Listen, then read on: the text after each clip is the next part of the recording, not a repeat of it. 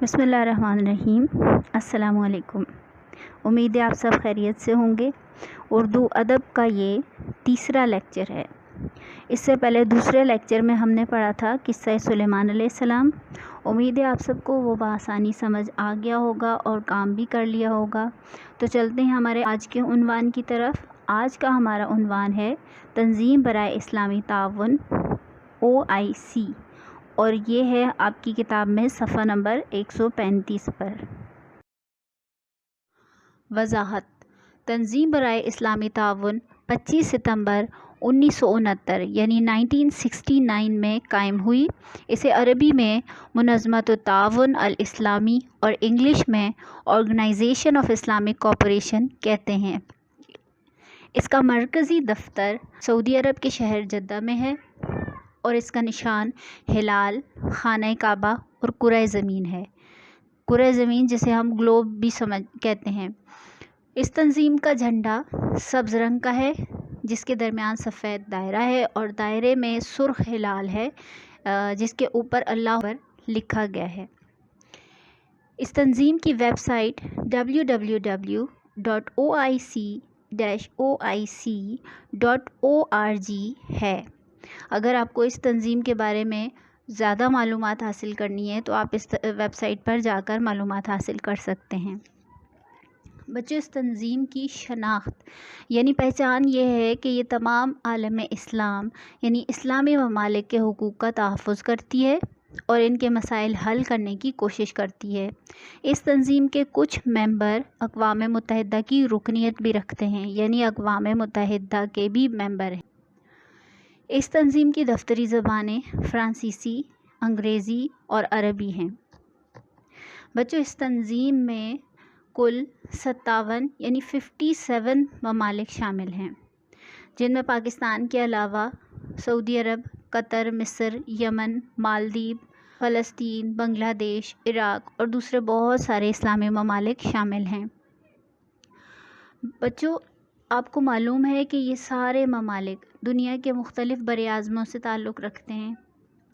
براعظم کا مطلب ہے خشکی کا بڑا حصہ، جسے آپ SST میں کانٹیننٹ نام سے پڑھ چکے ہیں۔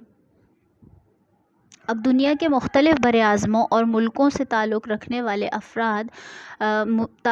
والے یہ ممالک معدنی ذخائر اور زیر زمین تیل کی دولت سے بھی مالا مال ہیں۔ یہاں میں معدنی ذخائر کی وضاحت کرتی چلوں کہ زمین سے کھود کر جو چیزیں ہم نکالتے ہیں کہ نکالی جانے والی چیزوں کو معدنیات کہتے ہیں، یعنی منرلز، اور یہ سب ہمارے فائدے کے لیے اللہ تعالیٰ نے بنائی ہیں، جیسے نمک، سوئی گیس، کوئلہ، لوہا، ہیرا وغیرہ۔ اسی طرح زیر زمین تیل سے مراد پیٹرولیم ہے، جو کہ ہماری بنیادی ضرورت ہے اور عرب ممالک میں یہ وافر مقدار میں موجود ہے۔ بچوں، دنیا کے 57 ممالک 57 ملک جو ہیں وہ صرف اور صرف اللہ اور اسلام کے نام پر متحد ہوئے ہیں، اور ان کا یہ اتحاد یا متحد ہونا بہت سے عظیم رہنماؤں کی جدوجہد اور کوششوں سے ہی ممکن ہوا ہے۔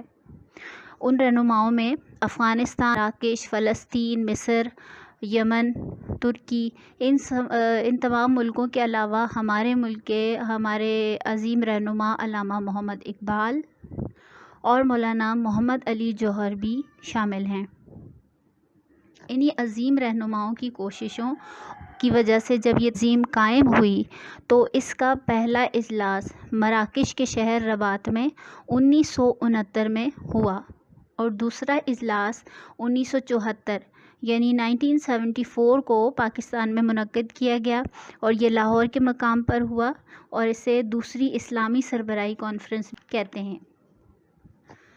بچوں، اس تنظیم کا ایک رسالہ دی مسلم ورلڈ کے نام سے بھی شائع کیا جاتا ہے، جس میں اسلامی ممالک کے حالات اور ان کے مسائل کو بھی پیش کیا جاتا ہے۔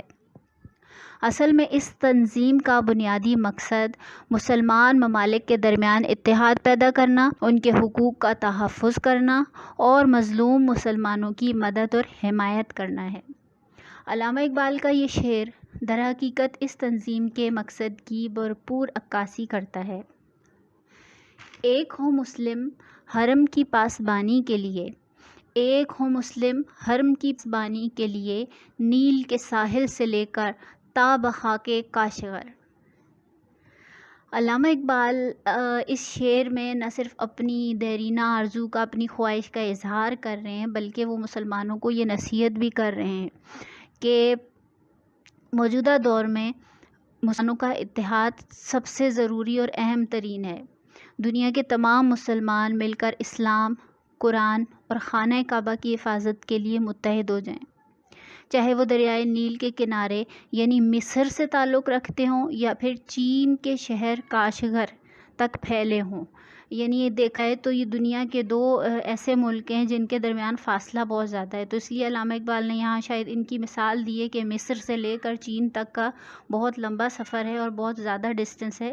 تو علامہ اقبال نے یہ مثال دی ہے کہ چاہے مسلمان مصر میں ہوں یا کاشغر میں ہوں، ان کو اتحاد کرنا ہوگا، متحد ہونا ہوگا، ٹھیک ہے، اور اپنے مذہب، خانہ کعبہ اور مقدس مقامات کی حفاظت کے لیے تیار رہنا ہوگا۔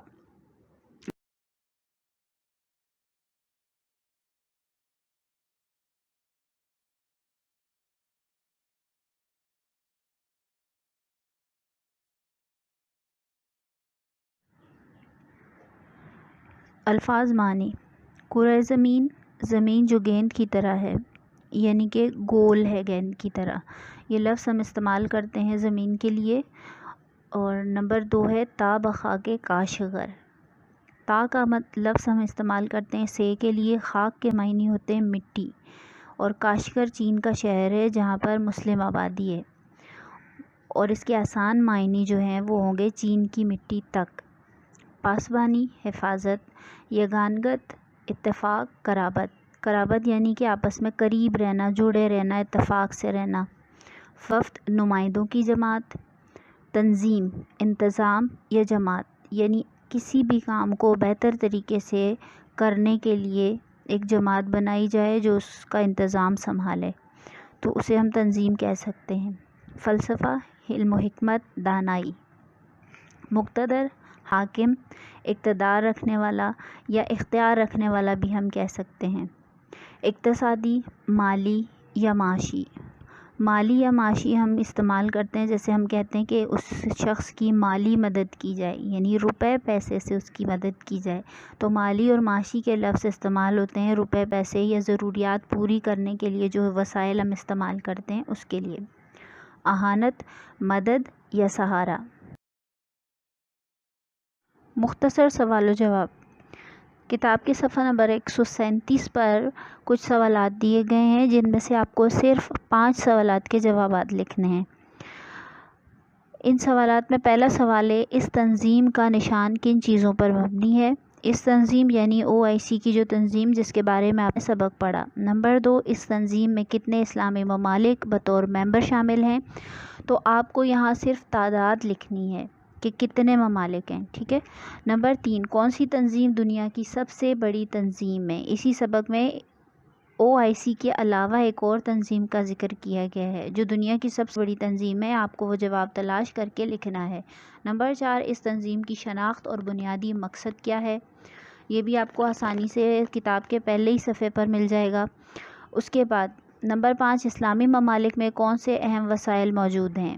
یہ پانچوں جوابات آپ تلاش کریں گے اور 2 یا 3 لائنوں سے زیادہ تفصیلی جوابات نہیں لکھیے گا، اور یہ کام آپ کو کاپی میں کرنا ہے۔ تنظیم برائے اسلامی تعاون میں شامل 10 ممالک کے ناموں کی فہرست بنا کر ان کے سامنے ان کے پرچم بنائیے۔